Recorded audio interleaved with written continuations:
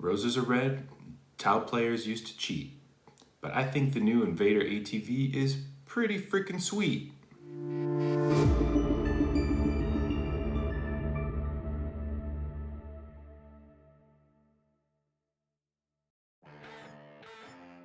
Alright, to kick this guy off, I started with some Vallejo black primer through the airbrush just to get a good base.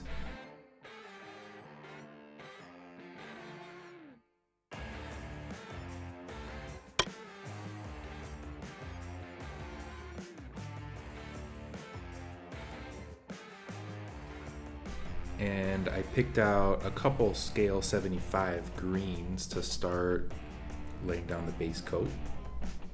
This one's just a dark one that I grabbed. Ardennes green.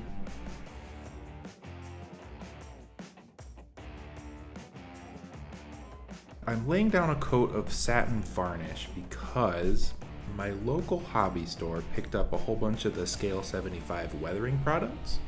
I wanted to try them out. So here's some of the chipping fluid.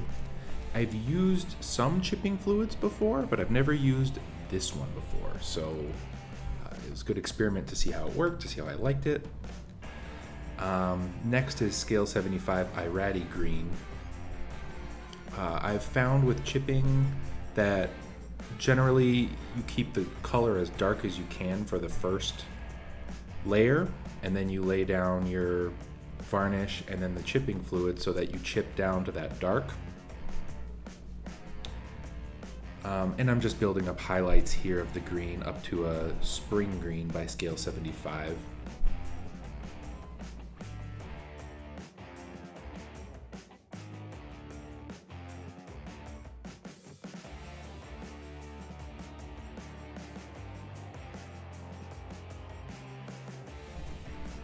I tried to keep the chipping fluid to just the vehicle instead of the Space Marines. So here I'm taking an old brush and some water, and the theory is that you can just chip away the paint down to the bottom layer. And it was at some point during this process when I realized it was not working very well. I got a little bit of chipping out of it, and I think that it may have been my fault for not letting all the layers properly cure in between. And then I rubbed it all the way down to the bare plastic. So we decided to do the chipping by hand. So I took some of the dark green base and some black, and I'm applying some lines and some scratches and some weathering just by hand, the old school method, kind of following where I tried to have the chipping compound work, and kind of just adding some more.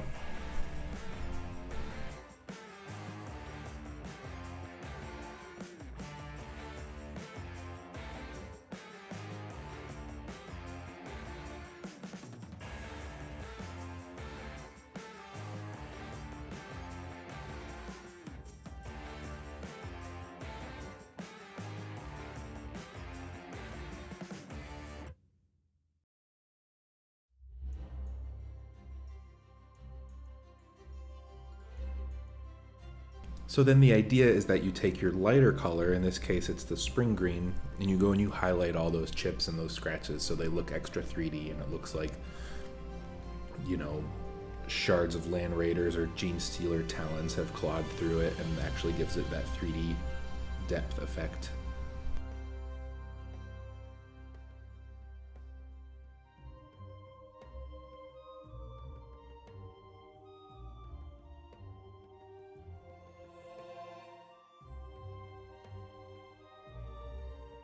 And now I just added in some yellow into that mix to try to make the highlights just a bit brighter.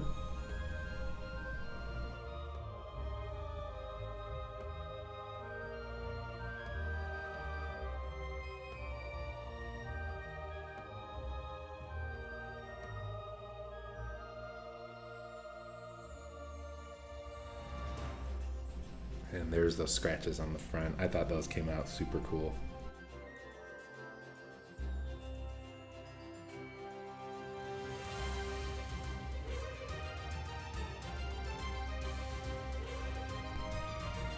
So I took a Vallejo Brass metallic color to do all the trim. I usually end up going for a brass or a bronze just because the darker shades tend to pop more on the colors that I paint rather than the gold. And then I go in with some gunmetal gray to paint the chassis and the frame and the guns and, the metal parts.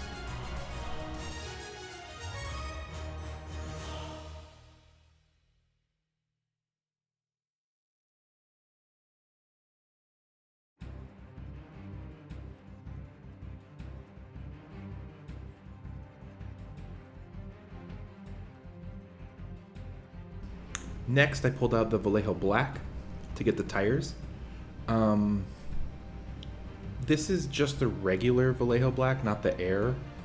And initially I didn't like it because it tended to dry with this really glossy sheen. But for color or for tires, it's super, super cool.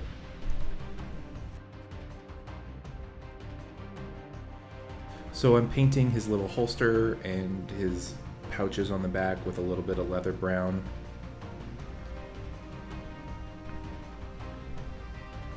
And then I take some khaki and I start to add some scratches and some highlights and some wear and tear along the edges. You can take this pretty far, but I just did a quick job there. A dark blue and a light blue just to hit the lenses in their eyes. I basically just paint the lenses the dark blue and added a little tiny dot of the light blue just to add that little reflection. Quick dry brush of some silver on top of all the gray just to make it pop.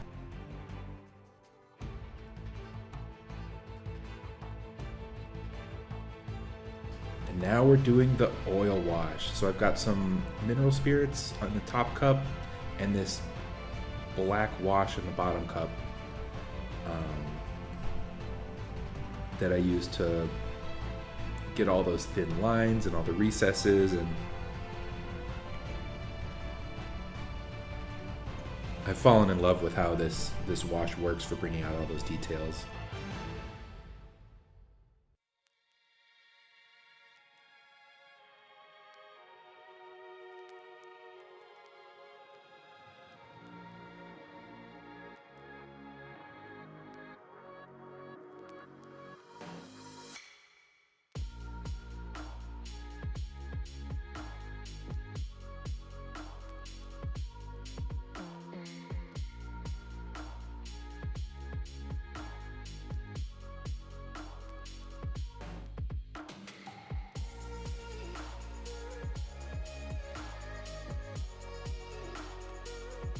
So I got this pale dust wash, which it leaves dust in the crevices. It's really cool. It's a different effect than I'd ever really used before, and I really wanted to try it out on this.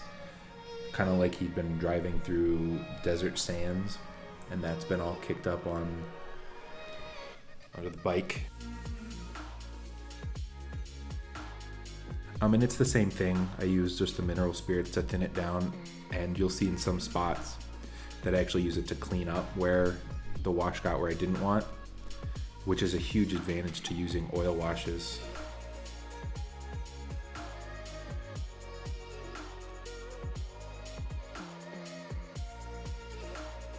And finally, I grabbed some weathering pigments. This is just a little box of a few different colors that I got at my hobby store like 5+ years ago that I still have. And I just take a dry brush and plop it on a couple spots, and then some rubbing alcohol I have in a little spritz bottle that I give it a quick spray, and it sets it all right in place.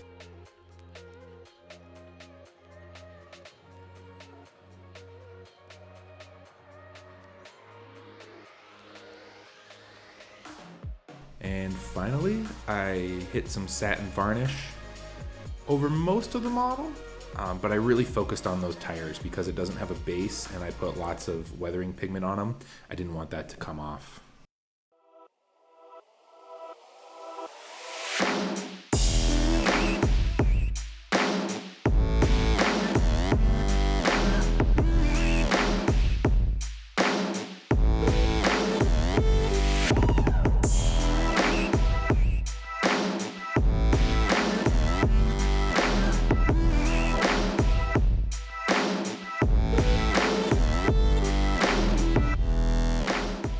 Hey, thanks for watching, and thanks for joining me on my Space Marine journey part 2.